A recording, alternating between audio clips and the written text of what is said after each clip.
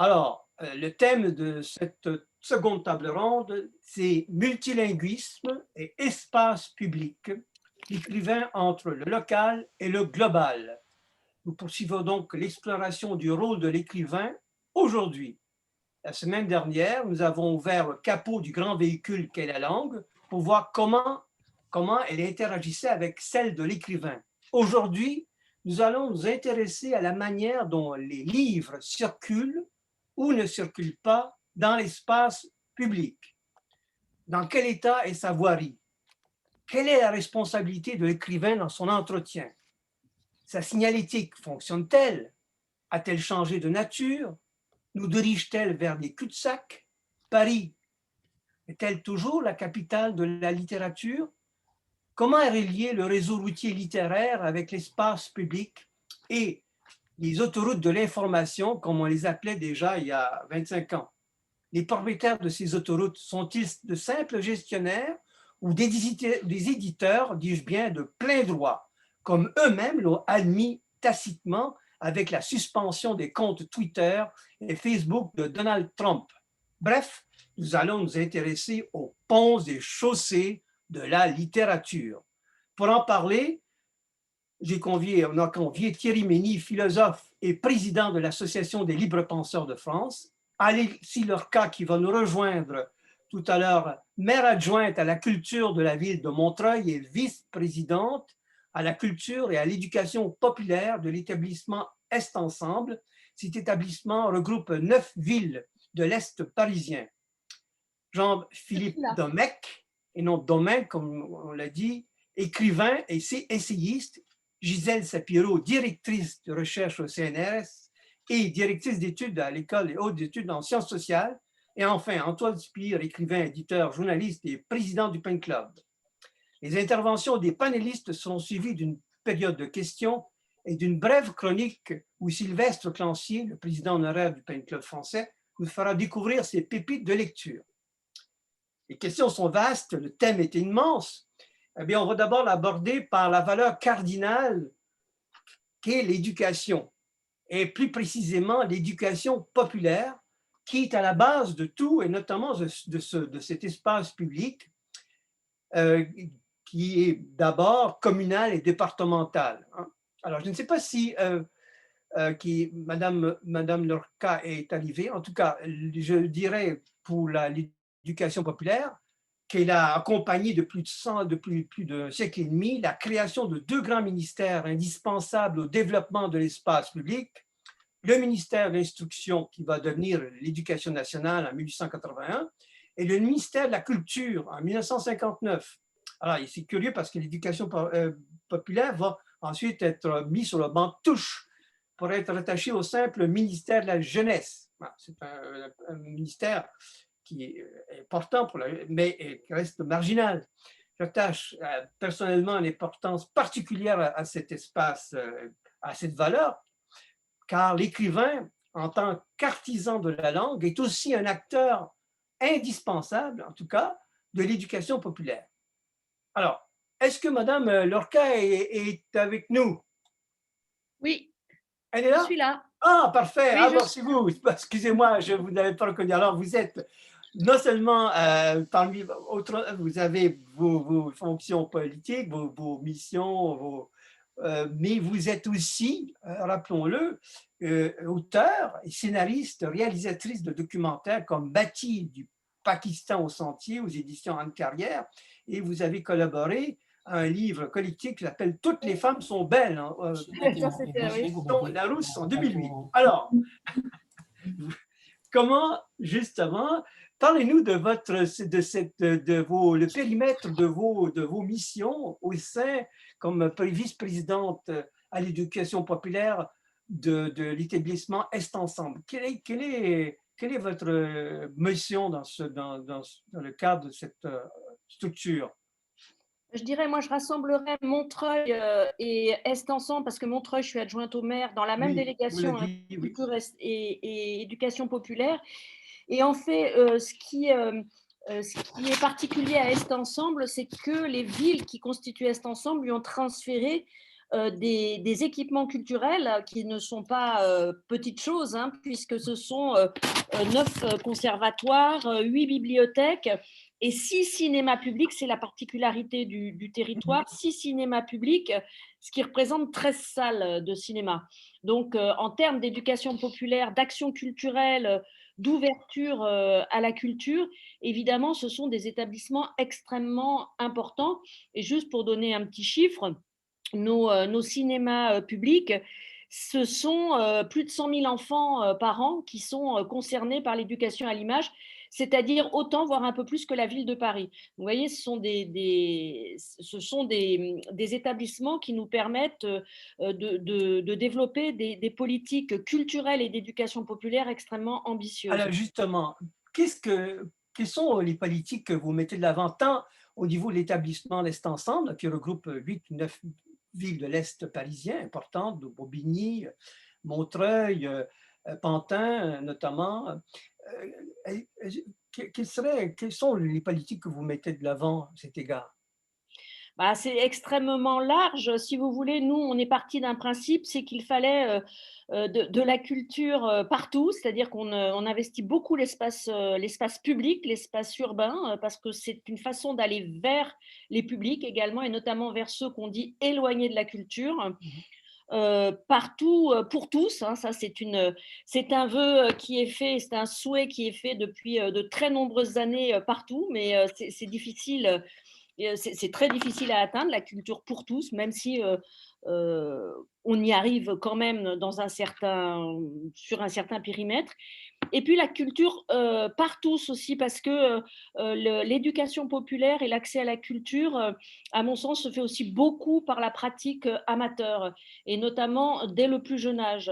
C'est dans des foyers où il y a peu d'accès, en tout cas de la culture, je pense qu'il y en a partout, hein. Je pense que tout le monde a une culture, et c'est la première chose d'ailleurs que je dis, notamment dans les centres sociaux où on a énormément d'échanges avec les habitants et beaucoup de pratiques culturelles aussi, c'est qu'il n'y a pas une culture au-dessus de l'autre, quoi. C'est que, surtout dans des villes et dans des territoires extrêmement mélangés comme les nôtres, où il y a énormément de nationalités différentes, de cultures différentes, l'idée c'est vraiment et ça relève pour moi de la culture populaire, c'est le fait de faire se rencontrer toutes ces cultures et regarder si on arrive à faire quelque chose de commun, mais en tout cas de se rencontrer et d'échanger. Et pour moi, la culture populaire, maintenant au XXIe siècle, sur un territoire comme le nôtre, ça relève aussi de ça. Je pense qu'on ne peut plus plaquer des théories et des définitions que ce soit d'ailleurs pour les politiques culturelles ou pour l'éducation populaire. On ne peut plus les théoriser et les plaquer comme on l'a fait avant. Ça correspondait à une époque, à un contexte, et je pense que le contexte a énormément changé. Et nos politiques, notamment en matière d'éducation populaire, doivent pouvoir être souples et s'adapter à ces nouveaux contextes. Vous travaillez-vous avec des organismes d'éducation populaire, des mouvements d'éducation populaire? Quels sont les Bah, dispositifs à Montreuil, on a par exemple la Maison populaire qui a plus de 50 ans. Donc ça, c'est typiquement l'établissement d'éducation populaire tel qu'il a été pensé à une époque, dans un contexte. Donc c'était la culture pour tous, et on ciblait beaucoup, beaucoup évidemment le monde ouvrier. Donc c'était aussi ça participe aussi de cette époque où il y avait des accompagnateurs très très forts, notamment le Parti communiste, les syndicats, une partie de l'Église, hein, aussi, je dirais, des prêtres ouvriers, tous ces mouvements-là. Donc ça participe de ça. Cette maison populaire a été créée à ce moment-là pour faire sortir les arts un petit peu dans les quartiers, et faire un peu descendre aussi les livres des étagères et aller vers le public. Donc ça. Travaillez-vous avec des écrivains? Excusez-moi, pardonnez-moi, mais quels sont vos liens avec justement le monde de l'édition, et notamment des écrivains? Est-ce que vous avez collaboré avec des associations d'écrivains, notamment par le passé ou maintenant? Ben, on a le salon du livre de jeunesse, hein, Oui, donc bien nous, sûr, sur nous, le évidemment. territoire, ce sont énormément des auteurs de Oui. jeunesse et des illustrateurs. Moi, j'ai un projet justement avec enfin, voilà, que je ne peux pas tout à fait dévoiler, mais que j'aimerais pouvoir développer dans le cadre d'Est Ensemble. On a bien évidemment les écrivains qui sont les rencontres qui sont, je dirais, hebdomadaires dans l'ensemble de nos bibliothèques, hein, puisque on a une politique d'animation extrêmement forte et notamment pas qu'envers le jeune public, hein, mais également avec les centres sociaux, parce que l'idée, c'est qu'on a des établissements extrêmement nombreux qui vont vers des publics différents, mais qui travaillent ensemble. Ce qui permet, quand on a un écrivain qui se déplace dans l'une de nos bibliothèques, de faire aussi, soit d'amener le public dans la bibliothèque via les centres sociaux en les accompagnant, soit il peut aller aussi directement dans les centres sociaux. Vous voyez, on a cette façon de travailler qui permet d'avoir des entrées différentes pour des publics différents. Mais l'enjeu principal, c'est toujours que ces gens se rencontrent, parce que je pense que les politiques publiques, notamment de la culture et de l'éducation populaire, l'enjeu, surtout dans des territoires comme les nôtres, c'est de faire se rencontrer les gens et les cultures. Merci, Madame Lorca. Et donc, je vais interpeller maintenant notre ami Thierry Mény. Si l'éducation populaire est la valeur cardinale de l'espace public, la laïcité en constitue son principe actif. Alors, Thierry Mény, vous êtes philosophe et co-auteur de l'invention de la liberté de conscience ou l'entrée dans la modernité. Vous êtes également très actif au sein du comité Laïcité et République. Un des derniers colloques de ce comité s'intitulait « Le verre est dans le fruit chez les enseignants ». Alors, ma question l'est-il également chez les écrivains? Thierry Mény. Merci de me donner la parole. À vrai dire, je me suis permis de réfléchir un petit peu autrement par rapport au thème, du moins l'écrivain, entre le local et le global. Donc, j'ai essayé de réfléchir sur cette question. Je parlerai ensuite, à la fin, en conclusion, d'une certaine façon, de la question de la laïcité. La problématique dans cet intitulé, c'est le entre le local et le global. Et j'ai essayé de comprendre quelle était la dimension du local pour un écrivain. Je vois à peu près 4 choses que l'on pourrait souligner. La première chose, c'est son lieu. Un écrivain a un lieu. Alors tout de suite, je vais faire une précision. Même un écrivain qui n'a pas de lieu a comme lieu le fait de ne pas avoir de lieu. Ça, c'est quand même un élément assez intéressant parce qu'on écrit toujours d'une position, je pense, et cette position est à prendre, je la prends là dans le cadre d'être un lieu. Deuxième point par rapport à cela, par la notion de lieu, je m'oppose fortement à la conception qui pourrait être la conception barétienne du lieu. Ce n'est pas chez moi l'idée d'un nationalisme ombrageux qui ferait qu'il n'y aurait de bonne littérature que de littérature enracinée. C'est-à-dire que je ne dis pas qu'il n'y a pas de racines, mais ce n'est pas la condition nécessaire pour que la littérature aille à la dimension universelle. L'autre point que je voudrais aborder, c'est effectivement la langue de l'écrivain. D'autant plus que nous avons mis cette réflexion sur le fait de la diversité des langues, de la traduction, du fait que les langues interagissent. Alors, j'en parle avec beaucoup plus de... J'ai une formation de linguiste. Je pense que, à part quelques-uns, il est très difficile d'habiter plusieurs langues dans leur totalité. Quelques êtres exceptionnels y arrivent. J'en suis toujours très étonné, j'en suis toujours même émerveillé, mais je pense que la plupart du temps, c'est assez rare d'une certaine façon. Cette dimension de la langue, c'est simplement une chose que s'approprie l'individu avec une connaissance très profonde de celle-ci, bien évidemment, quand on a la possibilité de manier plusieurs langues, l'appropriation va être différente. Ensuite, dans le local, ça va être la question de sa réception. Effectivement, je pense qu'un auteur a d'abord un lieu de réception qui va être autour de lui, il faut l'espérer, qui va être dans son environnement, pour reprendre ce que disait Alexis Lorca, dans la dimension culturelle qui est autour de lui, il y a cette dimension de la réception. Et cette dimension est quand même importante parce que je pense qu'un auteur l'a toujours présente à l'esprit d'une certaine façon. Qu'il s'adresse toujours, même si c'est virtuel, à un lecteur, à un public potentiel qui serait autour de lui, qui serait quand même des gens qui lui seraient d'une certaine façon familiers. Le dernier point par rapport au local, c'est la question de la singularité de l'auteur.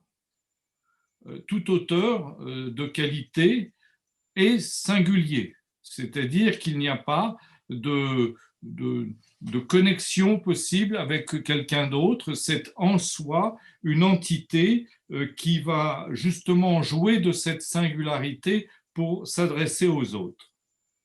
Donc, j'ai essayé de déterminer le local comme ça. Maintenant, regardons le global. Alors, premièrement, je suis étonné du choix, qui est certainement un choix de notre situation économique actuelle, du terme global par opposition au terme universel. Je trouve ça un peu dommageable d'une certaine façon, le terme global venant plutôt de l'économie, venant de l'échange des biens, de l'échange de marchandises et pas forcément de la conception philosophique de l'universel. Bon, prenons quand même ce terme. Marché global, est-ce qu'il y a en face une littérature globale? Je ne pense pas. Nous le savons, les échanges de matériel, de biens, vont aussi amener des échanges linguistiques. Est-ce que ces échanges linguistiques vont amener une transformation sur la littérature? Certainement. Je prendrai comme exemple un auteur que j'aime beaucoup, qui est décrié par certains, mais que j'aime beaucoup, qui est Naipaul. Naipaul est l'exemple parfait d'un auteur qui va écrire dans une autre langue, qui est un homme d'une culture très forte, colonisée, qui se retrouve du côté anglais d'une certaine façon et qui, dans sa construction, va rencontrer, alors je ne dirais pas le global parce que je n'aime pas ce terme, mais va rencontrer l'universel. Je trouve que ce point est extrêmement intéressant parce que c'est une forme d'échange qui a existé avant, hein, qui est la colonisation anglaise qui a été quand même sur l'ensemble du globe et qui a produit Naipaul d'une certaine façon. Hein. Même si le local dont j'ai parlé tout à l'heure est bien évidemment à l'œuvre là. Alors, la question que je me suis posée, puisque nous avons ce blocage quand même des langues entre elles, le fait qu'il va falloir traduire, qu'il va falloir passer d'une langue dans une autre. Qu'est-ce qui fait que certains textes vont tout de même nous parler? Bien évidemment, il y a le passage par la traduction, mais je pense qu'il faut regarder plutôt du côté de ce que j'appellerais la morphologie des récits. Et je trouve ça extrêmement intéressant. Je me suis beaucoup penché sur ces questions-là et je pense en particulier au travail qu'avait fait Vladimir Propre sur la morphologie du conte, travail que vous savez tous, qu'on a pu dupliquer dans d'autres domaines. Et effectivement, lorsque je lis un conte africain, je vais retrouver une structure, une morphologie de l'organisation du conte qui va me rappeler certaines morphologies que j'ai rencontrées dans des contes de ma propre culture d'une certaine façon. Donc, c'est ça qui est assez intéressant. C'est-à-dire que je pense qu'il y a effectivement des formes universelles que l'on va retrouver portés par certains auteurs qui vont les mettre en avant, qui vont les magnifier, qui vont faire tout ce qui permet à cette forme de réussir, de dire ce qu'elle a à dire. Je pense à Borges, hein, d'une certaine façon, qui nous prend des petits récits et qui, d'une certaine façon, ont l'air très très simples, mais c'est une forme qui va nous parler avec sa très très grande culture, bien évidemment, bien évidemment. Alors, voilà rapidement pour essayer de situer l'écrivain entre le local et le global, mais maintenant, je voudrais être un petit peu plus politique, effectivement. Je pense que l'écrivain a besoin, pour rencontrer son public, ce que j'appellerais la res publica de l'écrivain, c'est-à-dire la chose publique qui va permettre à l'écrivain de se déployer, de rencontrer effectivement ses lecteurs, de rencontrer des gens chez qui ce qu'il raconte va faire un écho, hein. C'est-à-dire que lui-même, l'écrivain, va devenir chose publique. Le grand écrivain, c'est celui qui, à un moment donné, est un élément, hein, public au sens noble, de la culture dans lequel il se déplace. Et quelquefois, et bien souvent, et c'est là, je pense, les grands écrivains, c'est que les grands écrivains ne vont pas être cantonnés, effectivement, à un espace, à une res publica restreinte, mais peut-être à une res publica beaucoup plus large, beaucoup plus universelle, qui va permettre de rencontrer un certain nombre d'autres lecteurs ou même d'autres écrivains, d'autres façons de voir. D'accord, mon cher Thierry, mais comment devient-il, comment l'écrivain, évidemment, ça c'est dans un espace qui est pacifié, qui est un espace public et aussi un espace littéraire qui est, disons, régi par l'édition, par l'écrit. Mais aujourd'hui, cet espace s'est transformé. Et comment voyez-vous, par exemple, le travail de l'écrivain comme acteur de la laïcité, puisque c'est un des thèmes que vous défendez. Comment peut-il être? Est-ce qu'il est vraiment engagé dans cette espèce de combat, puisqu'il forme ses propres lecteurs? Le problème aujourd'hui, vous le savez aussi bien que moi, plusieurs d'entre nous le savent, c'est que comment dire, les jeunes qui sortent des écoles, souvent, je parle en général, c'est pour ça que l'éducation populaire est centrale pour moi, c'est qu'il y a un décalage. Il y a un décalage. Alors, comment peut-il, puisque vous êtes militant de la laïcité, comment l'écrivain peut-il s'engager davantage? Le fait-il vraiment? Ou est-ce que c'est dans la transformation du langage, comme vous le proposez justement à travers les descriptions que vous venez de faire? Votre sentiment?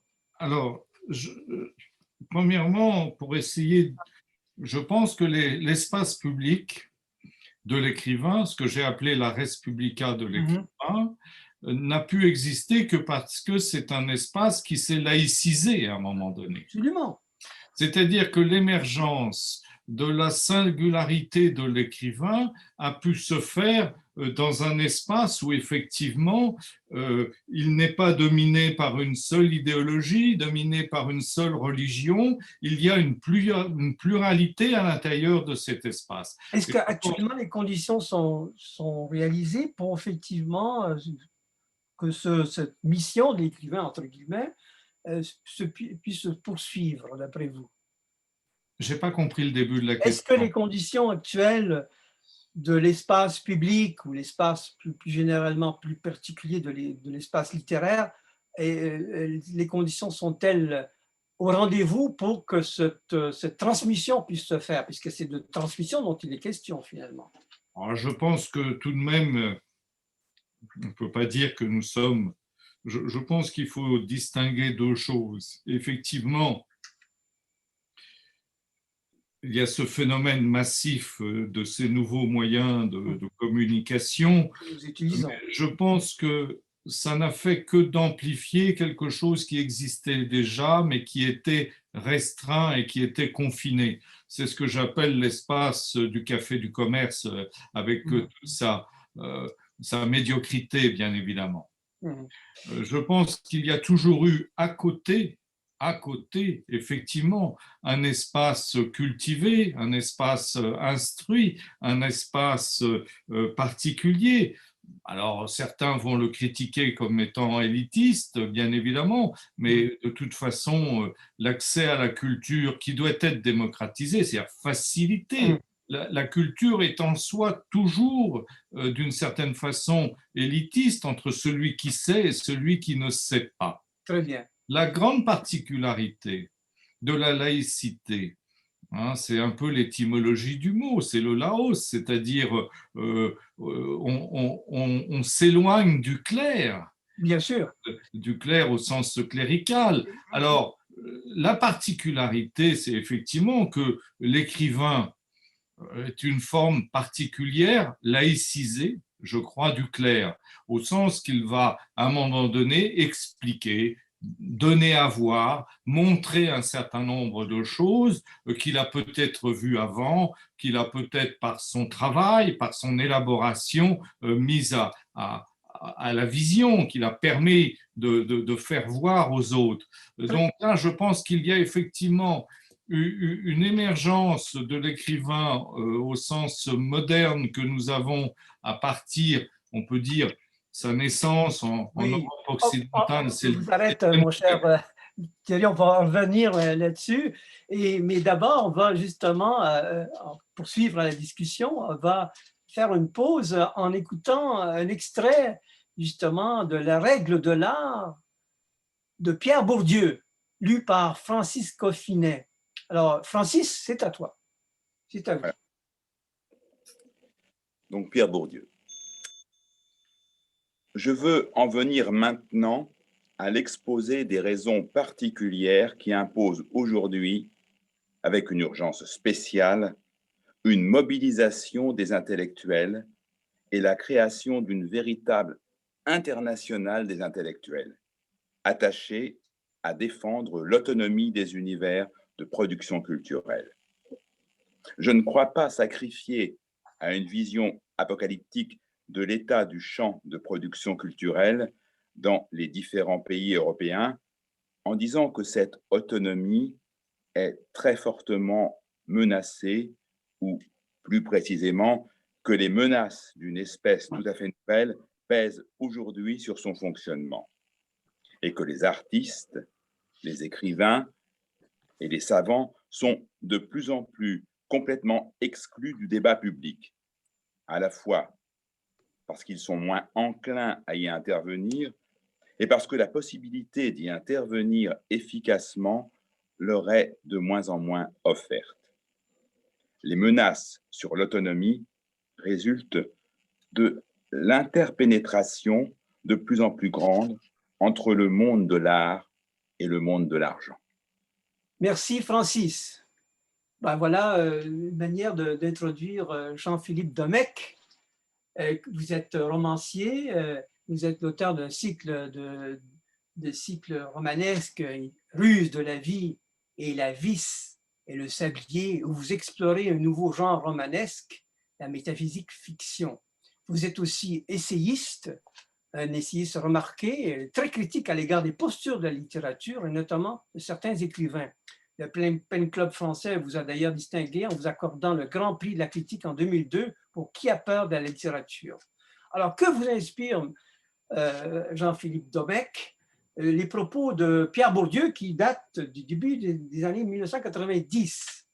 Extrait, on a vu l'extrait de La règle de l'art. Que vous inspire ces propos? Je rappelle que vous avez aussi des propos similaires concernant le comportement d'héritiers de nombreux écrivains français. Alors, votre sentiment, Monsieur Domecq?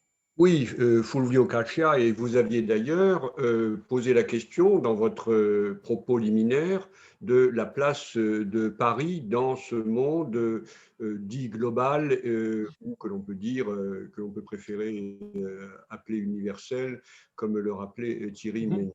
Et justement, On y reviendra, oui. partons de Allez-y. là, partons Oui. de cette interrogation. Je vais me placer plutôt, moi, du point de vue de la réception de l'œuvre, n'est-ce pas, hein, plutôt que du point de vue de l'écrivain. Vous m'avez présenté comme écrivain, mais ce qui me paraît problématique et ce qui me paraît être au cœur de ce que vous avez structuré comme débat, c'est la question de la réception de l'œuvre, de la littérature. Premièrement, une des dimensions les plus fortes qu'ait eu Paris, enfin en tout cas la France, c'est cette politique publique dont Alexis Lorca nous rappelle les actions et qui a été une initiative après la guerre, hein, dans le cadre du programme de la Libération, qui a été une initiative formidable de res publica, comme le rappelait Thierry, c'est-à-dire qu'il y a véritablement eu un investissement public, et c'est une première réponse à la question posée par Bourdieu et à l'état des lieux qu'il a dressé, un investissement public qui a fait que, d'une part, aucun pays n'a autant misé sur la culture et n'a autant misé d'argent public dans la culture que la France, perpétuant ainsi son image de carrefour des cultures et surtout de caisse de résonance, qui a fait que, par exemple, souvenons-nous, Faulkner, par exemple, n'aurait peut-être pas eu le prix Nobel s'il n'avait eu la réception, hein, à l'âge du roman américain, comme disait Claude Edmond Magny, la réception qu'a eu la littérature américaine auprès des écrivains français et de la France. Cette politique publique a été également, vous voyez que la réception agit sur, je rappelle une évidence, mais la réception agit sur la création. Cette politique publique, souvenons-nous, justement dans les municipalités, notamment communistes, a permis de montrer des œuvres et de créer des œuvres, hein, qui étaient parmi les plus innovantes, que l'on peut dire élitistes dans leur forme, sauf que le problème ne se posait plus dans la mesure où précisément il y avait la rencontre entre un public et les créateurs les plus audacieux dans leur innovation formelle. La situation est beaucoup plus difficile maintenant, et Alexis Lorca fait partie de ces gens qui se battent pour que ça se perpétue, beaucoup plus difficile maintenant parce que, précisément, pour des raisons politiques, et là on retrouve l'analyse de Bourdieu, n'est-ce pas, de recul de l'intervention de l'État, de mise en cause des investissements dans tout ce qui est le tissu social et donc aussi dans le tissu culturel, effectivement, les moyens sont de plus en plus restreints. Donc là, il y a un problème, un danger, mais tout de même, quand même, la France garde quand même, pour des écrivains, garde une structure qui est assez exceptionnelle. Il y a quand même un maillage de rencontres, en effet, de rencontres dans les bibliothèques de municipalités, de salons, etc.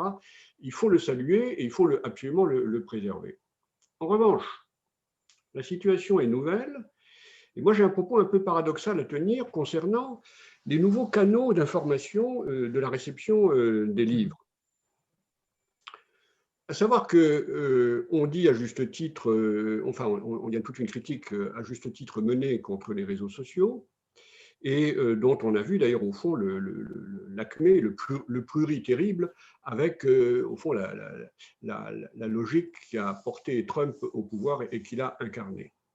Mais en France, justement, en raison de son statut, de son image internationale, héritée en plus de la tradition du grand écrivain, hein, souvenons-nous des analyses tout à fait effectives de Paul Bénichou et de cette place de phare que voulaient jouer les écrivains, les poètes du 19e siècle, comme le disait Victor Hugo, ou alors le rôle éminent qu'ont joué les écrivains dans l'avènement des Lumières et de la Révolution.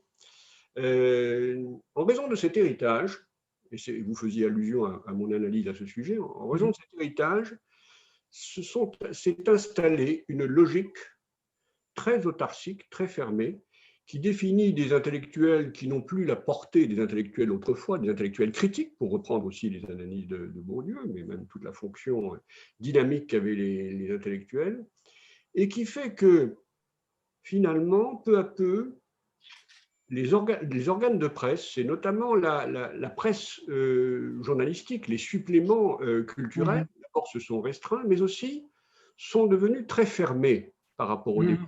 Ils n'étaient pas au départ. Ce qu'ils ne sont pas, par exemple, en Allemagne.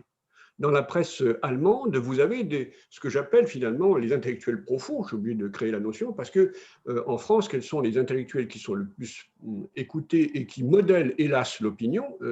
Ils sont tous, sauf la portée critique, ce sont tout uniquement des polémistes, pour dire les choses poliment, quand ce ne sont pas des délinquants intellectuels, hein, comme Zemmour ou Onfray, ou des délinquants intellectuels aussi comme Houellebecq, qui est quand même le rebattet d'aujourd'hui, mais qui a quand même été cautionné par la presse d'une façon très vissée. Comment l'expliquez-vous? Alors justement, par cette autarcie, par ce pouvoir qui s'est peu à peu, comme tout pouvoir, un pouvoir se fige. Donc, la gloriole, si vous voulez, de la France, hein, la France qui jouait ce rôle, Paris capitale culturelle, comme vous le rappeliez, et par ailleurs, l'économique a joué de telle façon que, effectivement, les éditeurs ont été amenés à verrouiller d'une certaine façon l'espace d'énoncé de la critique, des journalistes critiques, et c'est constitué ce qu'on pourrait appeler, oui, là encore en termes bourdieusiens, une caste.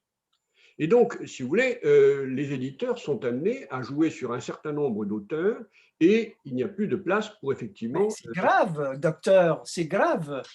Oui, alors, le paradoxe, c'est un constat que j'ai fait, qui n'est pas dû à moi.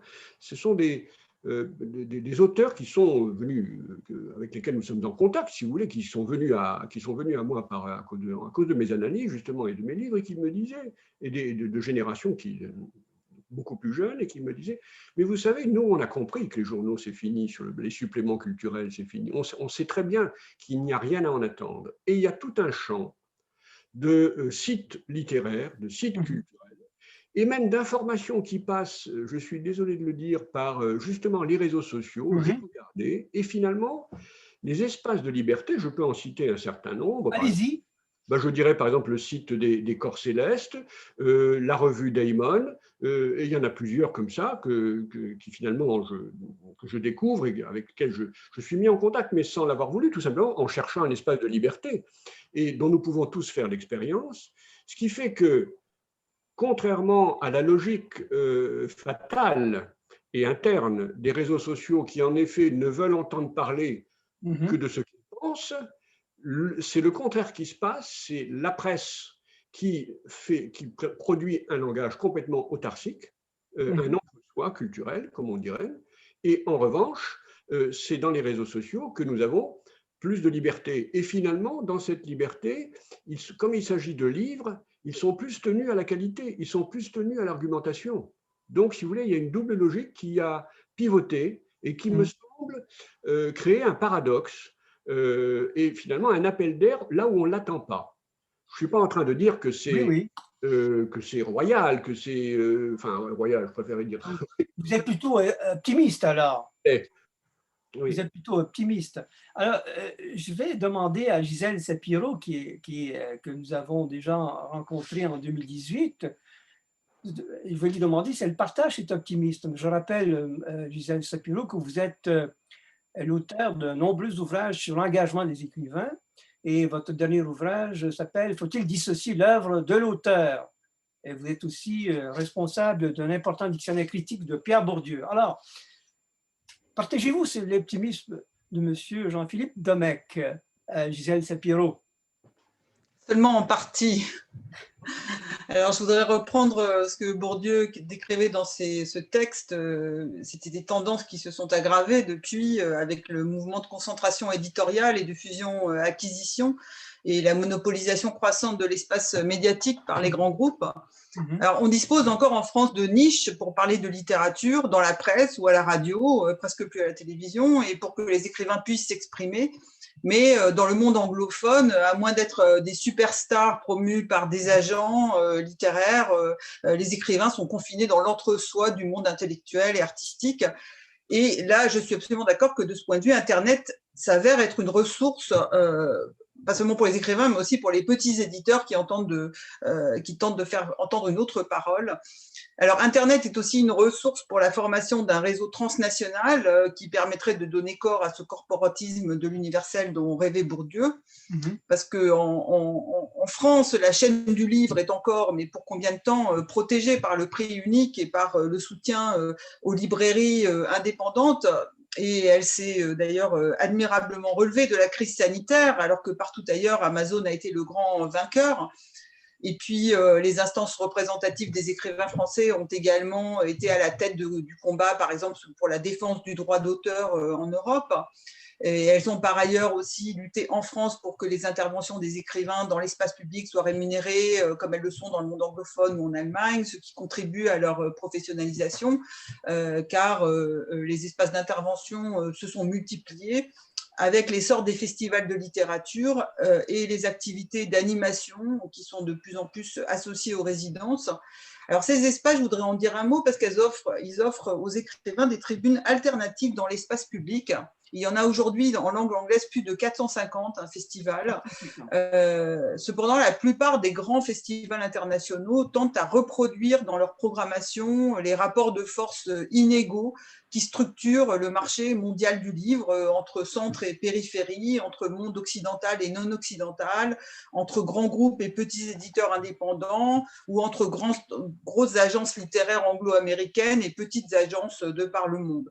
Et donc la chance pour un auteur d'y être invité va dépendre du poids relatif de ces intermédiaires, parce que la littérature mondiale est aussi malheureusement fabriquée par ces intermédiaires, enfin heureusement et malheureusement à la fois.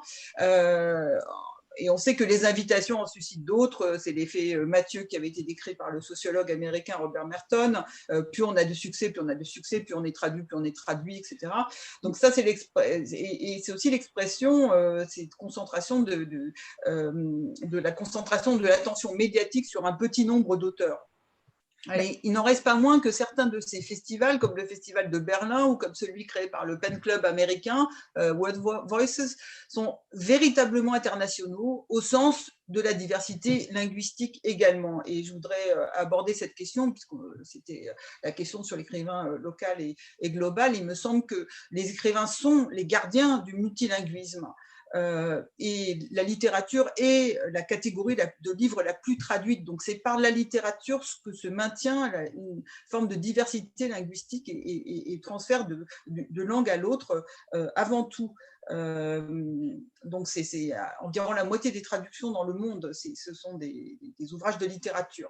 Et c'est principalement par la traduction donc, que les œuvres littéraires circulent. Il faut cependant avoir conscience de l'asymétrie des circulations entre langue centrale et langue périphérique, selon des analyses. Je ne vais pas revenir sur les analyses, mais je voudrais juste rappeler que seule une politique volontariste peut assurer le maintien d'un certain niveau de diversité culturelle. Avons-nous cette politique publique, mais aussi politique éditoriale. Je n'ai pas entendu, excusez-moi. Excusez-moi, je vous ai interrompu. Est-ce que nous avons cette politique volontariste? Est-ce que... Oui, en France, on l'a. Enfin, en France, on a non seulement une politique d'extraduction, mais une politique d'intraduction. Et ça, c'est extrêmement important. C'est un des rares pays qui a une politique de soutien aux traductions en français de littérature contemporaine. Mais évidemment, ça ne suffit pas à assurer. Donc, je pense qu'il faut aussi au niveau international. Alors, je sais que le Pen Club fait des choses en cette direction, et ce festival du Pen America, il a été créé en fait pour contrer les 3%. C'était à l'initiative de Esther Allen sous la présidence de Salman Rushdie. Il a créé un festival. Il a aussi créé un prix de traduction pour revaloriser la traduction aux États-Unis, parce que aux États-Unis, les traductions étaient complètement dévaluées. Alors, il a fallu changer de nom, appeler ça International Literature pour revaloriser les traductions. Alors, je voudrais quand même rappeler que on parle tout le temps de la mondialisation, de la globalisation, etc. Mais si on regarde en fait les chiffres, dans les années 80, 45% des livres traduits dans le monde provenaient de l'anglais. Ce taux est passé à près de 60% dans les années 90. Donc, sous couvert de globalisation, en fait, il y a une réduction de la diversité des échanges. Et je voudrais dire qu'on peut se réjouir que la féminisation et la diversité ethnique… J'arrête, Piro, je demanderai à la personne qui téléphone de couper son micro, s'il vous plaît. Oui, j'entends un bruit de fond. Merci. Oui, si je peux juste… Oui, alors donc, je veux dire, on peut se réjouir de la féminisation et de la diversité ethnique croissante de la littérature mondiale depuis les années 90. Donc ça, je pense que c'est un point très important. Mais en même temps, je pense que ça ne garantit pas nécessairement une diversité linguistique des échanges. Que faudrait-il faire? Alors voilà, alors je pense que cette diversité, enfin, si vous voulez, on a une diversité de genre et de gender et ethnique croissante, mais en même temps, ce que cette diversité masque, c'est la centralisation en fait des éditeurs et des agents littéraires dominants dans les grandes villes comme New York, Londres, Berlin et dans une moindre mesure Paris. Et ces intermédiaires fabriquent en fait les figures de la littérature mondiale. Alors en même temps, il y a quelques, et c'est de cela que je voulais parler, il y a quelques, par exemple, des festivals internationaux, comme j'ai cité le Panaméricain, mais je voudrais citer celui de Berlin aussi, qui tente de contrecarrer ces tendances en diversifiant les origines géographiques et les langues des auteurs invités. Ils offrent aussi une tribune alternative, et ça touche l'autre point qui est en débat, non seulement pour parler de littérature, mais aussi pour intervenir dans l'espace public. Donc je pense que ces festivals, ils créent une sorte de sphère publique alternative. Alors, je voudrais donner en exemple, parce que la politisation des thèmes de ces festivals illustre en fait la fonction croissante de ces festivals comme arène de construction d'une sphère publique transnationale alternative. Et ils mettent en avant une dimension critique qui est étroitement liée à la figure de l'écrivain comme porte-parole de son pays et comme intellectuel prophétique et porte-parole critique, hein, bien sûr. Donc, cette figure de l'écrivain engagé a décliné en France et en Occident depuis la mort de Sartre en 1980, dans une conjoncture de division du travail intellectuel, de montée de l'expertise, tandis que la place de la littérature dans l'espace médiatique tend à se réduire comme peau de chagrin. Mais ces festivals offrent un nouvel espace de débat critique qui donne voix non seulement à des hommes blancs occidentaux, mais de plus en plus aussi à des femmes et à des auteurs, eux, issus de cultures non occidentales. Et je voudrais donner un exemple, donc, terminer sur un exemple du Festival de Berlin. Donc, par exemple, lors de la 17e édition en 2018, son directeur Ulrich Schreiber se flattait qu'il soit le plus international des festivals internationaux de littérature. Il y avait environ 200 auteurs en provenance de plus de 40 pays au programme. La présentation sur le site soulignait que le festival n'a pas pour objectif premier le divertissement, mais la promotion de la démocratie et de la liberté d'expression, valeurs qui sont actuellement, disait-il, menacées dans nombre de régions du monde, la Turquie comprise. Donc, c'était un moment aussi, l'Union européenne ne critiquait pas ouvertement la Turquie parce qu'on voulait que la Turquie soit le lieu d'acceptation, enfin, on négociait pour que ce soit le lieu d'acceptation des réfugiés. Et en fait, voilà, dans ce festival, chaque année, un écrivain, une écrivaine est invité à ouvrir le festival avec un discours qui est généralement un discours politique. En 2009, il y avait l'écrivaine indienne Arundhati Roy, qui est une intellectuelle engagée, qui est opposante au gouvernement de son pays, qui avait intitulé sa conférence Democracy's Failing Light, et elle se demandait ce qui était arrivé à la démocratie dès lors qu'elle avait fusionné avec le libre marché en un unique organisme prédateur doté d'une étroite imagination circonscrite à l'idée de la maximisation du profit. C'est ma traduction. Et il y a un extrait de ce discours qui a été lu lors de la Worldwide Reading Event Against Populism le 7 septembre 2016. Et alors ça, c'est un événement que je voulais citer aussi dans cette assemblée qui se tient en Allemagne, en Finlande, en Lituanie, en Croatie, aux Pays-Bas, en Espagne, en Suède et aux USA. Donc en même temps, alors je ne sais pas s'il y a une antenne française de ça. Ça a été lancé en 2006 par la Fondation Peter Weiss pour la culture et la politique en lien avec le Festival international de Berlin. Comment ? Dites-moi, oui, donc vous êtes assez confiante. C'est une approche, disons, plus anglo-saxonne, plus nordique de l'espace public littéraire.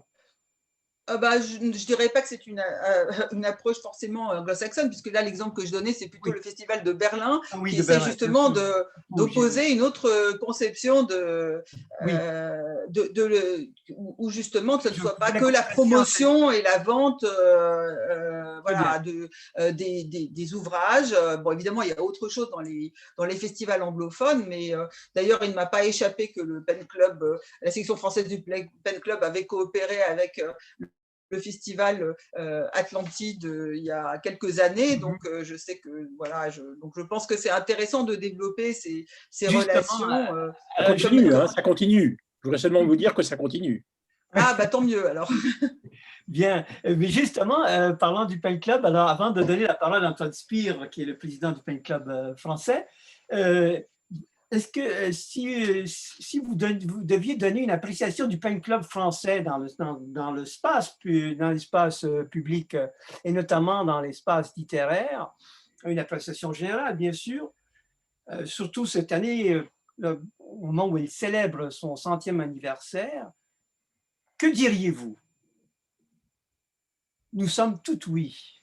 Qu'est-ce que vous diriez de la place, du rôle du Pen Club dans l'espace littéraire français et aussi global, mondial, global dans le sens, évidemment, évidemment, je ne l'envisage pas du point de vue économique nécessairement. À vous. Oui, alors bon, évidemment, je n'ai pas mené d'enquête sur le Pen Club. J'aimerais beaucoup parce que ça m'intéresse et que je m'intéresse à ces instances transnationales. C'est l'objet de mon prochain livre. Donc je suis très ouverte à discuter de ces choses-là et à avoir plus de matériel que ce que vous avez eu l'amabilité de m'envoyer dans l'après-midi. De ce que j'ai pu voir des dernières lettres d'information, ce que je peux dire, c'est que bon, je connais bien la fondation, hein, les origines du Pen Club, parce que j'ai beaucoup travaillé sur l'entre-deux-guerres, mais de ce que j'ai pu voir, je pense que la section française du Pen Club joue un rôle très actif pour la défense des écrivains et journalistes en danger dans le monde, et non seulement par des communiqués de soutien et en leur donnant voix lors de lectures publiques, mais aussi par des interventions concrètes pour les aider à sortir de leur pays et à obtenir l'asile. Donc ça me paraît vraiment correspondre à la mission première en fait du Pen Club et que aucun autre organisme vraiment exerce. Comment ? Oui, non, mais son rayonnement, son influence dans l'espace littéraire? Alors ça, son influence dans l'espace littéraire, c'est vous qui pouvez me le dire parce que vous êtes membre. Mais moi, je me suis intéressée vraiment à ces missions et donc aussi la question de la liberté d'expression qui me paraît importante. J'ai regardé un peu les débats autour de la loi Avia et je pense que c'était vraiment des débats intéressants et importants. Donc le projet de loi sur les discours de haine dans les réseaux sociaux, qui est un débat compliqué, hein, qui a été rejeté par le Conseil constitutionnel, mais avec des arguments intéressants aussi. Voilà, donc il me semble que ces deux activités sont conformes à ces missions et l'inscrivent aussi dans ce corporatisme de l'universel que préconisait Bourdieu.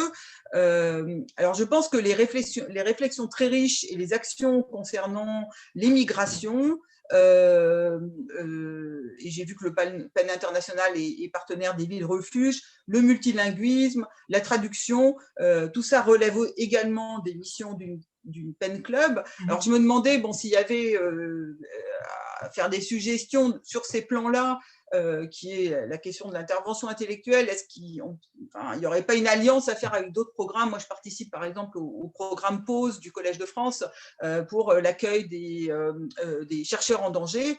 Et d'ailleurs, au moment où on avait fait un événement, on avait aussi invité, il y a un programme équivalent pour les artistes. Donc, est-ce qu'on ne devrait pas joindre nos… Voilà. Je ne suis pas organisatrice, hein, je fais partie du comité, mais je peux relayer des propositions.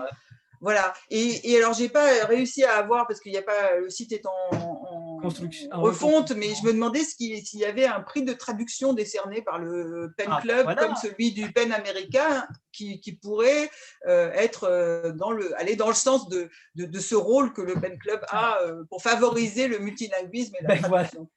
Merci, merci Gisèle Zapiro. Justement, je vais poser la question au président du Pen Club français, Anton Sprier, qu'on ne présente plus, écrivain, journaliste, éditeur, auteur du dictionnaire critique du judaïsme notamment, et observateur acéré de la scène littéraire française. Alors, que répondez-vous à Gisèle Sapiro et Je vais comment d'abord dire à Gisèle Sapiro que nous sommes quand même relativement petits pour répondre à toutes les exigences et tous les objectifs qu'elle discerne à merveille. Théoriquement, tout ce que vous avez dit fait partie de notre champ que nous devons explorer. Mais enfin, nos moyens sont faibles et si le dynamisme est grand, si, disons, la motivation est considérable, il n'empêche que, disons, que nos moyens ne sont pas au niveau de la tâche. Alors, cependant, je retiens l'idée d'alliance, ce que vous avez dit, avec d'autres institutions.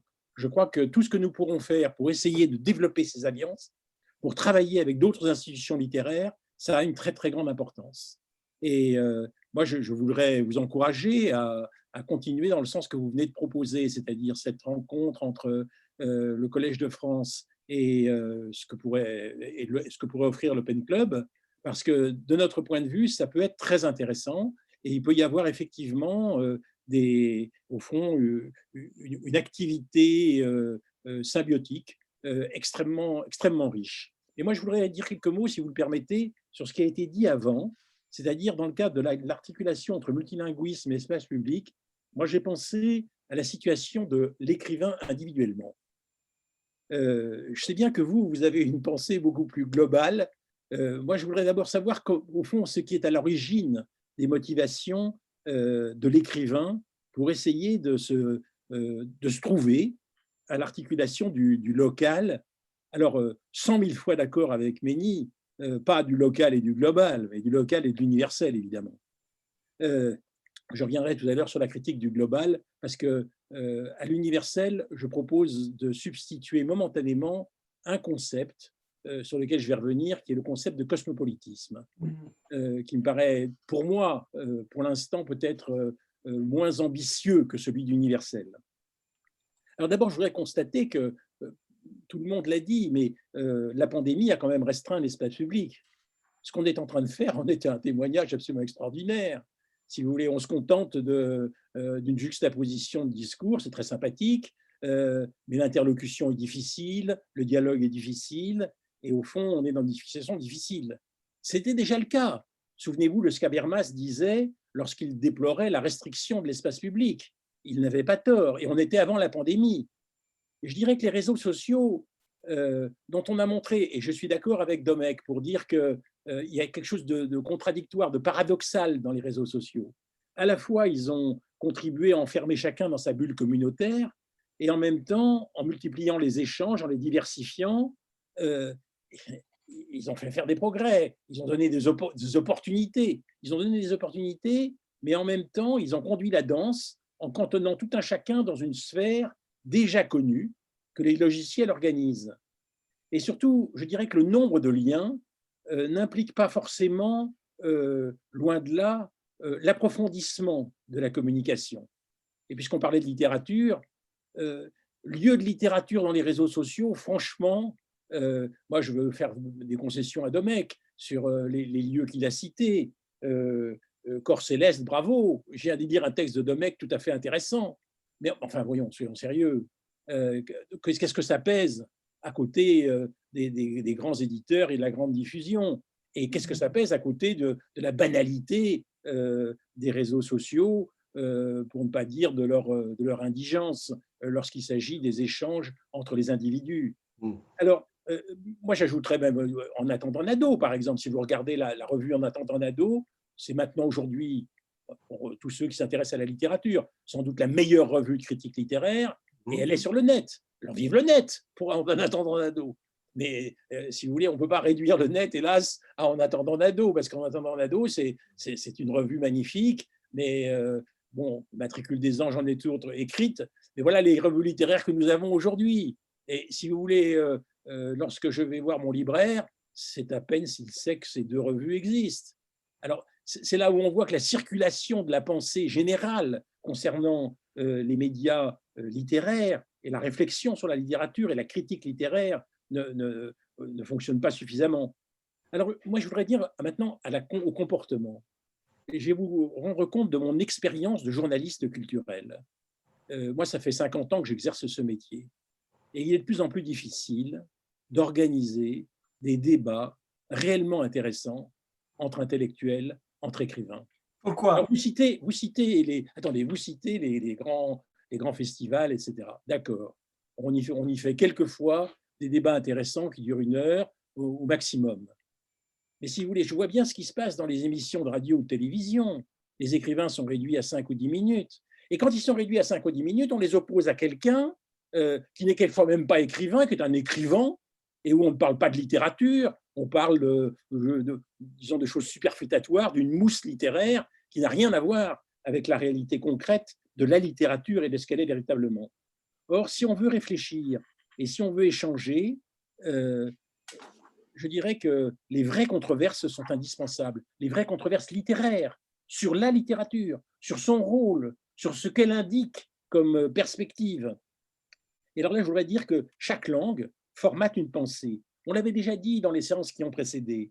Et une autre langue devrait avoir les moyens de s'enrichir de ce formatage différent de la pensée. Ça suppose évidemment un échange avec les traductions, avec les traducteurs. Vous avez dit, Gisèle Sapiro, l'importance de la traduction. Moi, je suis d'accord, hein, il faut que le Pen Club crée un prix de la traduction. Nous avons déjà une branche traduction avec David Ferré, qui s'occupe de tout le monde hispanique et qui s'intéresse de très près et qui travaille avec sa maison d'édition, Actualité Édition, à l'édition de langue espagnole. Bon, mais ça ne suffit pas, il faut qu'on fasse la même chose pour beaucoup d'autres langues. Et en conséquence, il faut que la traduction soit promue par le Pen Club de façon systématique. C'est le cas aux États-Unis, il faut que ce soit le cas aussi chez nous en France. Et alors là, je voudrais dire que l'affrontement des identités culturelles différentes est utile. Les problématiques qui sont insoupçonnées, qui apparaissent à travers une langue différente. Moi, je suis très sensible, si vous voulez, lorsqu'on lit un livre qui a été écrit dans une langue qui n'est pas la nôtre et qu'il est traduit, on voit quelquefois apparaître des problèmes qu'on ne connaît pas dans notre langue ou qui n'apparaissent pas dans notre débat public. Donc, évidemment, l'internationalisation du débat public est utile. Alors, internationalisation, oui. Moi, je penche pour cosmopolitisme parce que je pense que le cosmopolitisme, ça signifie au fond l'intérêt systématique à toutes les cités, quelles qu'elles soient, pour que le dialogue s'engage de cette façon. Je l'opposerai au multinational, parce que le multinational, c'est quelque chose de raplati, c'est quelque chose qui ne renvoie pas à la police, à la cité elle-même, et qui ne renvoie pas au fond au contenu de l'activité culturelle, mais qui est à fleur de peau des réalités. Et c'est en cela qu'à mon avis, le multinational est insuffisant. Alors en face de ce multinational insuffisant, en général, les écrivains se croient comme seul domaine le local. Et je crois qu'ils peuvent au fond se retrouver sur le local. Or, je crois que l'intérêt du cosmopolitisme, c'est l'articulation du local avec ce qui n'est pas lui. L'articulation du local avec l'étranger, avec l'autre, avec toute la problématique de l'autre qui est absolument indispensable. Et en littérature, la médiation entre le local et le cosmopolitique, c'est bien évidemment la traduction qu'il faut promouvoir. Et pour revenir à l'intervention de la maire adjointe de Montreuil, je dirais qu'une vraie citoyenneté, dans une société mélangée comme la nôtre, impose de donner l'accès le plus large possible au patrimoine culturel dans leur diversité. Alors, elle a parlé d'un certain nombre de patrimoines culturels en disant que chacun en a, etc. D'accord, mais enfin, il faut qu'à l'école pénètre la littérature. Et quand je dis la littérature, celle d'expression française, par exemple, pour commencer seulement par celle d'expression française. Celle d'expression française qu'on ne réduirait pas au classique. Je suis absolument sidéré en voyant l'éducation que reçoivent en littérature mes petits-enfants, de ce qu'on ne leur dit jamais un mot de la littérature contemporaine. Jamais. Moi, je pense que la littérature française contemporaine est formidablement riche, contrairement à tous ceux qui ne la lisent pas, parce que j'ai le bénéfice et le profit de ne rien faire d'autre que de lire de la littérature. Et donc, évidemment, je lis la littérature contemporaine. C'est extraordinaire.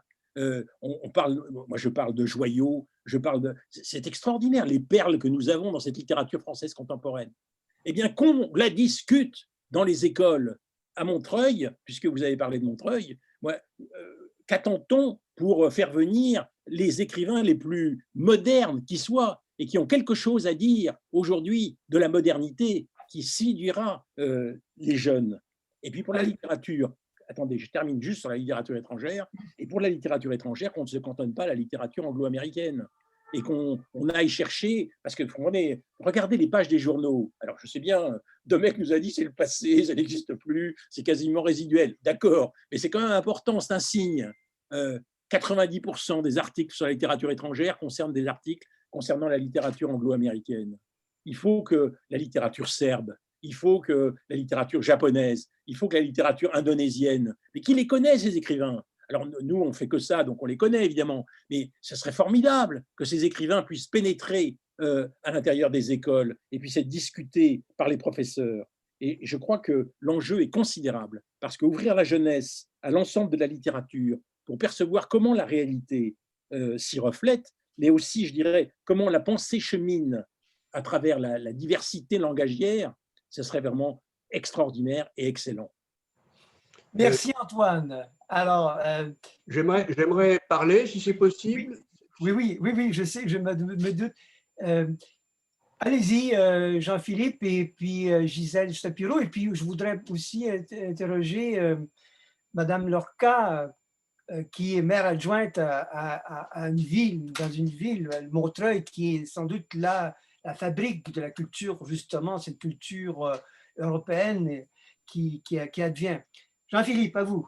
Oui, je voulais juste préciser, parce que mon propos était synthétique, rapide, il ne faut pas me faire dire ce que je n'ai pas dit, je n'ai pas cité deux noms uniquement.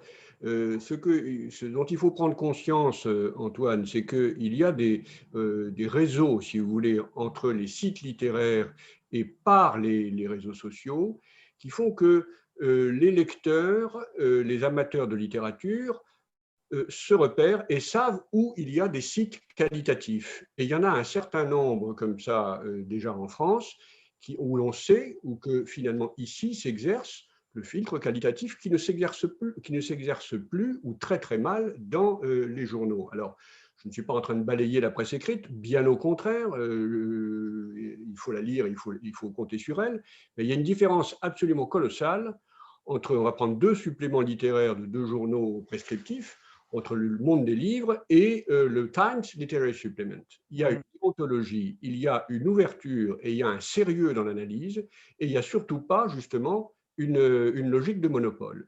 Et je donne un exemple du fait qu'il y a une transfusion qui se fait via les réseaux sociaux.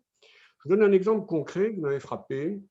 Lorsque d'Ormesson, tout de même, eut le droit à des honneurs nationaux par Macron, il faut dire que Macron a fait deux gestes culturels. Il a donné les grands honneurs à d'Ormesson et la Légion d'honneur à Houellebecq. Donc c'est extrêmement significatif. C'est tout ce qu'il a fait sur le plan culturel. Bien. Et lorsqu'il y a eu cet hommage à d'Ormesson, qui est extrêmement révélateur dans le discours de Macron, le traducteur de Dostoïevski, Markovitch, avait publié une tribune sur son site Facebook qui a été suivie énormément et qui est très suivie. Au point que le journal Le Monde, qui avait fait des suppléments littéraires sur d'Ormesson tout l'été auparavant, comme il en avait fait sur Houellebecq, etc., occupant des pages qui font des véritables livres sur des auteurs qui sont tout à fait inintéressants et qui recouvrent en effet la production littéraire dont vous parlez, Antoine, par ailleurs, eh bien, finalement, le journal Le Monde a demandé à Markovitch de reprendre sa chronique et de publier son article, qui était un article absolument excellent. C'est-à-dire que c'est la même chose que ce que vous dites sur la télévision, c'est-à-dire qu'il n'y a pas, pourquoi la télévision ne serait pas un lieu de débat, en effet, littéraire, mais il y a de moins en moins cette interlocution. Donc, il ne faut pas se leurrer, il ne faut pas non plus dire il se passe des choses si formidables que cela. Je crois qu'il faut prendre conscience d'une situation spécifique de la France. C'est ce que d'ailleurs Fulvio interrogeait au départ, et qui n'est pas si positive que cela, et à laquelle le Pen Club peut évidemment considérablement remédier par sa dimension internationale. C'est précisément l'objet de cette rencontre, de ce colloque. Alors, Qui voulait prendre la parole aussi. Qui? Prendre la parole. Vous voulez prendre? Tu veux prendre? Estre voulait prendre la parole. Ah oui, qui? Alors, allez-y, qui veut intervenir? Allez-y. Je n'ai pas entendu le nom, hein, excusez-moi. Sylvestre voulait prendre la Sylvestre. parole. Sylvestre. Merci. Oui, j'ai beaucoup apprécié toutes les interventions. Elles ont correspondu à leur objet et j'ai remercié les intervenantes et intervenants. J'ai apprécié beaucoup de choses, notamment ce qu'a dit Gisèle Sapiro. Le Pen Club, effectivement, a toute cette vocation. Il tend à la réaliser avec, comme a dit notre président Antoine Spire, peut-être un manque de moyens parfois un peu cruel, mais en tous les cas, la volonté y est et les efforts sont là. Alors, j'ai apprécié les distinctions faites par Thierry Mény. Moi, je dirais que ce qui est important, c'est la posture de l'écrivain, quel que soit le lieu dans lequel il est invité. Il y a des écrivains quand même, beaucoup de poètes parmi eux d'ailleurs, qui sont un peu des globe-trotteurs. Il existe de par le monde une foultitude de festivals de poésie mondiaux, en fin de compte, où se rencontrent des poètes du monde entier, de différentes langues. À cette occasion, j'ai pu notamment rencontrer l'un de nos prix Nobel, Jean-Marie Gustave Leclésio. On peut dire que l'écrivain, finalement, touche à l'universel lorsque, dans sa singularité même, c'est le mot singularité qui me plaît, plutôt que local, dans sa singularité même, l'écrivain atteint à l'universel parce qu'il ne cherche pas l'immortalité, comme l'a dit dans un très bel article Fulvio Caccia, paru dans une revue, La Sœur de l'Ange. Il essaye de creuser en profondeur sa langue pour pouvoir, en tant que citoyen du monde, j'aime ce terme, parler finalement aujourd'hui, mais demain encore. Donc, excuse-moi, Sylvestre, tu peux me remonter ton écran, qu'on voit juste oui, ton nez là. D'accord, voilà. excusez-moi. Oui. Voilà, Et donc, je pense que tout ça est appréciable. Et alors, les partenariats entre différents grands festivals, comme nous l'indique Gisèle Sapiro, sont très intéressants. Nous serions très heureux d'ailleurs de nous connecter à ces festivals et ces groupes dont elle nous a parlé. Nous sommes déjà pour Atlantide et pour Festival Voix Vive en Méditerranée et pour le Festival des poètes du monde latin qui a lieu au Mexique chaque année où toute la latinité et la francophonie se rencontrent. Alors, je pense que c'est ce qui est très important, mais je pense que Fulvio, tu me réserves plus tard, dans 2 secondes, quelques minutes, pour que je revienne sur des œuvres de poètes qui, justement, se réfèrent à ce que nous avons vécu dans les 2 conférences précédentes, la façon d'habiter la langue. Donc ça, je le ferai peut-être quand tu me donneras la parole. Oui. Mais je voulais juste m'arrêter là et ensuite écouter et je reprendrai quand tout à l'heure tu me donneras la parole. Merci. Très bien, très bien. Voilà, on va ouvrir les débats puisqu'il y a des gens qui nous écoutent de l'autre côté de l'Atlantique. Moi, il y a David. David voulait également prendre la parole. Très bien, mais j'aimerais aussi ouvrir à d'autres, s'ils le souhaitent, à ouvrir à des intervenants qui viennent d'ailleurs. Je pense qu'il y a... Est-ce que je peux juste dire une chose en attendant? Oui, allez-y. Rapide. Oui, merci pour toutes les réactions. Et je voudrais juste revenir, parce que j'ai été très intéressée par la discussion sur universalisme, cosmopolitisme. Je pense que ça mériterait d'approfondir quand même, parce que la question de, disons, de récit, du fait qu'on ait des formes de récits communes universelles, ne résout pas complètement la question de la circulation des formes, Absolument. qui est historiquement attestée. Le roman a circulé, c'est mélangé avec je fais une conférence là-dessus demain, alors c'est amusant. Mais, et là, ça rejoint la question qu'a posée Antoine Spire de la diversité des langues, des cultures et des traditions culturelles. Et je pense que c'est un débat passionnant. Et je pense alors c'est ce que font ceux qui promeuvent la traduction, par exemple, comme le American Pen Club, Esther Allen, tout ça, c'est de s'opposer à une world literature en anglais où il y aurait une seule forme de narrative qui s'est imposée, mais qui d'ailleurs n'est pas spécifiquement anglaise, qui est une forme qui est devenue commercialement valorisée depuis les années 50-60 et qui rejette en fait tout ce qui ne rentre pas dans ce cadre parce que c'est moins commercial, moins vendable. Et donc là, je pense que c'est là que le Pen Club a une vraie réflexion à apporter sur cette diversité, y compris des formes narratives, et puis de dire la littérature, c'est pas seulement du narrative, c'est pas seulement du récit, quoi. C'est aussi des formes, c'est aussi du style, de la langue et de la réinvention de la langue. Enfin voilà.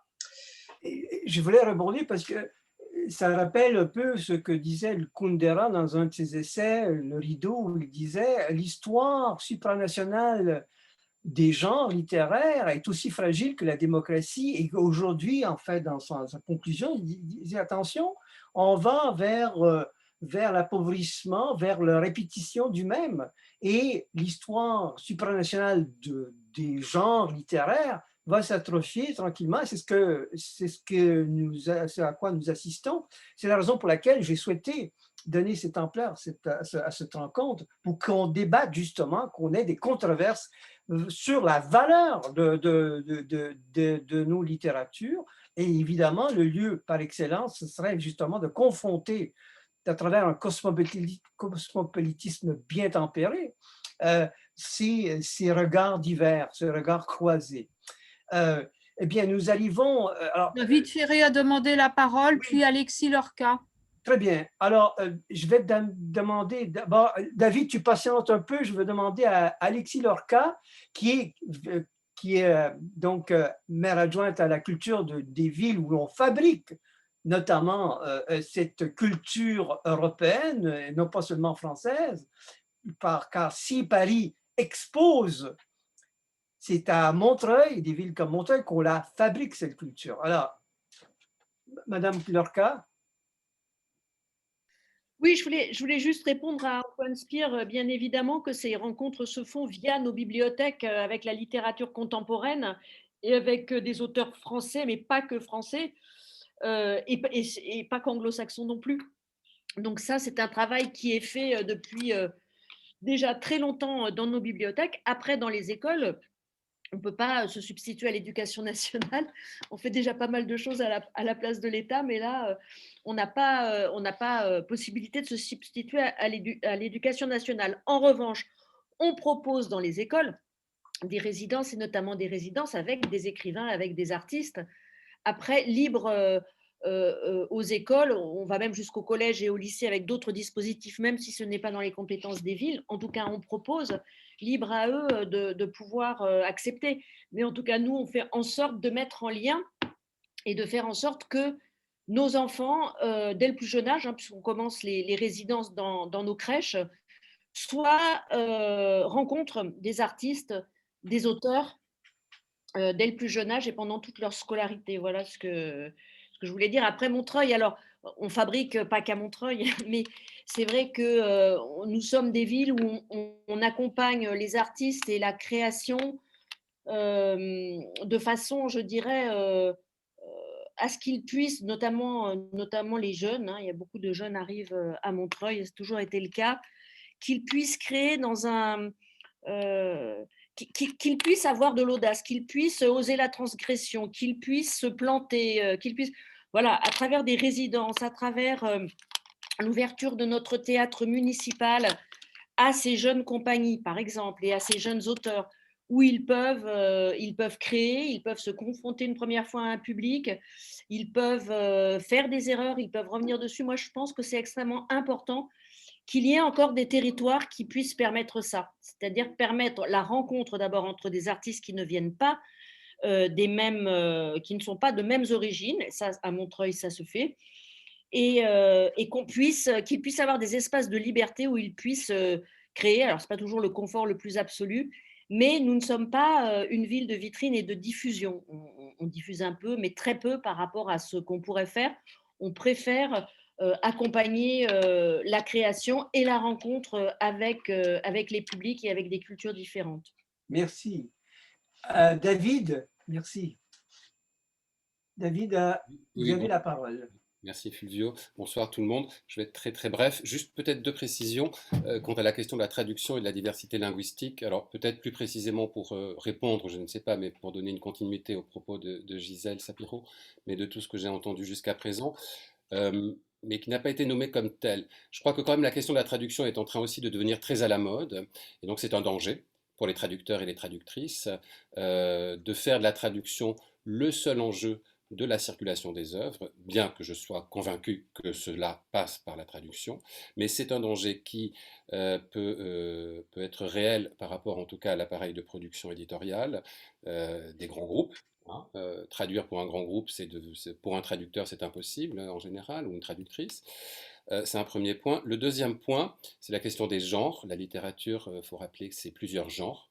C'est la poésie, ce sont les essais, ce sont les romans bien sûr, et que la question vraiment de la diversité linguistique, ça passe aussi par la distinction des genres littéraires en eux-mêmes. Et je crois qu'on n'insiste pas suffisamment sur ce point-là. Et le dernier point, c'est que l'Open Club, effectivement, depuis le mois de décembre, a en chantier, mais nous avons beaucoup de chantiers, l'élaboration d'un prix de la traduction. Mais plutôt que d'un grand prix de la traduction, je crois qu'il serait intéressant de réfléchir à des petits prix de la traduction. Parce que la traduction, ce sont des individus, et par conséquent, ce sont des vies minuscules, pour citer Pierre Michon, et que plutôt que d'être dans un rapport pyramidal avec les grands traducteurs qui remportent la palme de grands jurys, il serait peut-être temps de présenter des mosaïques de traducteurs et de traductrices qui remporteraient des petits prix et ensemble formeraient une réelle diversité linguistique. Voilà, c'était les petites précisions que je souhaitais. Merci David. Y a-t-il d'autres questions? Pas de... Je voudrais juste répondre à David sur un tout petit point. Oui, rapidement. Parce que quelque chose est à la mode, si la traduction devient à la mode, que c'est forcément qu'il faut forcément s'en méfier. Si la mode porte la traduction, bah, tant mieux pour la traduction. Moi, il me semble que ce qui est intéressant, c'est qu'à partir de là, on puisse utiliser la traduction. Quand tu te méfies de la traduction, est-ce que tu veux dire par là qu'il faut aussi aller voir le texte original?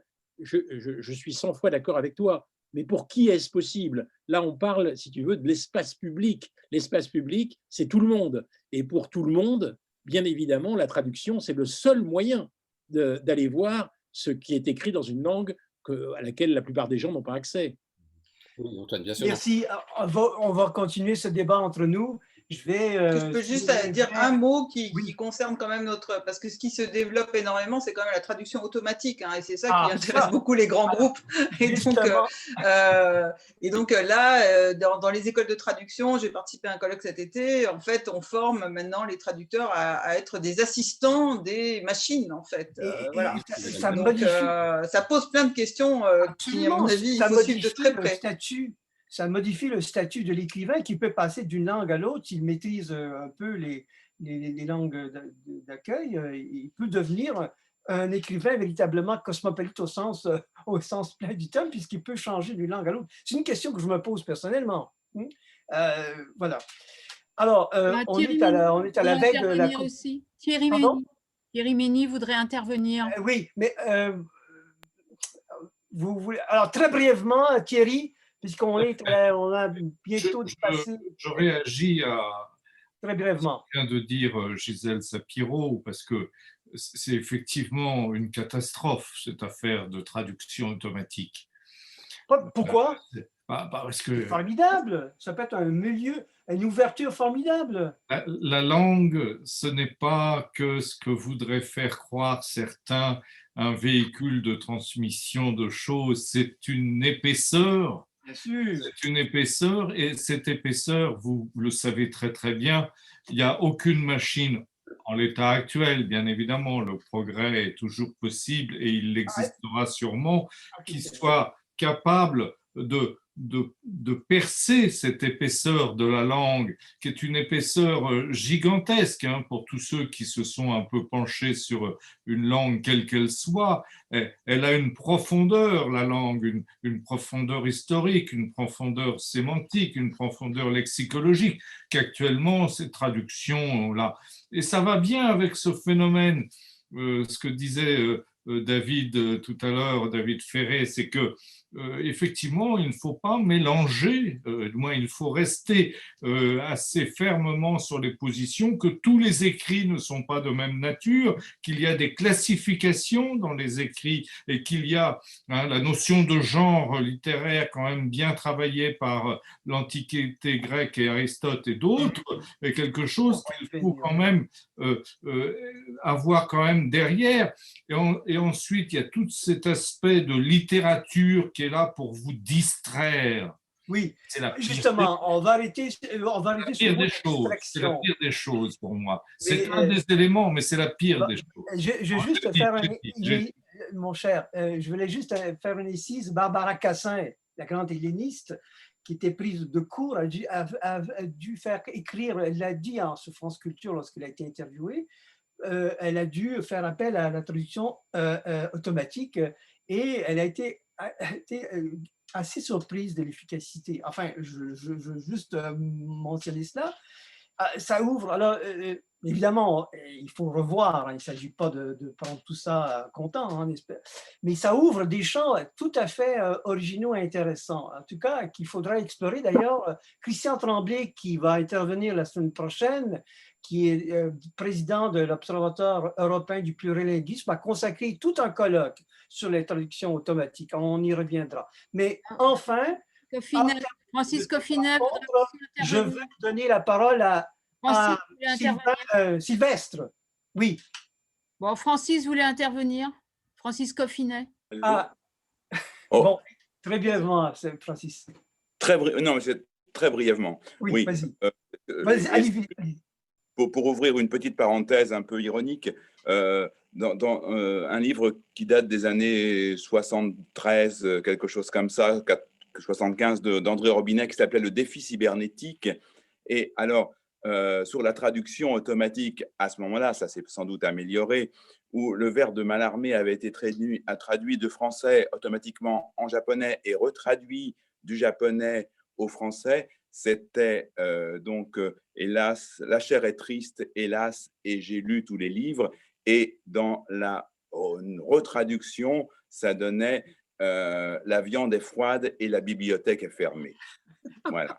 Bien, voilà de quoi alimenter nos discussions. Alors, je m'insurge totalement contre la chair froide et les bibliothèques fermées, je vous le dis tout de suite. Merci. On m'avait donné une autre, c'est Sylvestre. On m'avait donné une autre version du traducteur automatique, l'ordinateur, voilà. C'était la viande est avariée, je suis polytechnicien. Vous voyez, il y avait des variantes qui étaient aussi nulles les unes que les autres. Oui, alors donc, je vais essayer d'être de Sylvestre. Qu'est-ce que tu nous proposes? Qu'est-ce que vous nous proposez? Voilà. Je vous propose déjà, juste un mot d'abord, c'est qu'effectivement, la question des genres est fondamentale. Les poètes, et je m'inscris plutôt dans ce registre, creusent la langue et en fait sont très sensibles, comme l'avait dit Antoine Spire lors d'une précédente rencontre, à la lecture en plusieurs langues. Les anthologies plurilingues, bilingues ou multilingues sont formidables parce que nous connaissons plusieurs langues et nous pouvons comparer les traductions. C'est très important. Alors, j'ai choisi plusieurs choses, mais j'essaierai d'être bref. D'abord, à partir d'un recueil, d'un livre paru assez récemment de Jean Le Bohel, qui a obtenu le prix Mallarmé, le Grand Prix de l'Académie Mallarmé il y a 3 jours à la Société Jean de Lettres. Et ce livre s'intitule Jusqu'au jour. Alors, Jean Le Bohel nous dit ce qui est important, c'est de habiter sa langue, mais porter les autres en soi et rester ouvert sur l'autre. C'est une échappée belle. Alors, je le lis rapidement, notamment deux courtes pages de son livre Jusqu'au jour.